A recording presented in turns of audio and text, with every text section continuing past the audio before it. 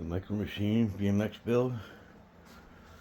Got CDH seal bearing hubs with discs. Got it weld on the mounting tab. In the rear. To gain engine clearance here, I had to go with a 14-tooth front sprocket and a 12-tooth rear so I could clear the engine. Back here I got a hub mount with 3 M10 bolts with 3 nylock nuts, double locking it down.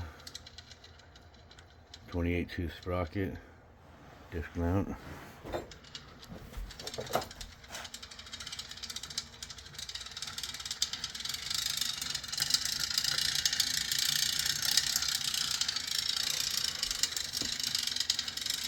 Good to go. I also pinned my washers with M6 bolts and nylock nuts so they don't go anywhere if the nuts come off. They ain't going anywhere.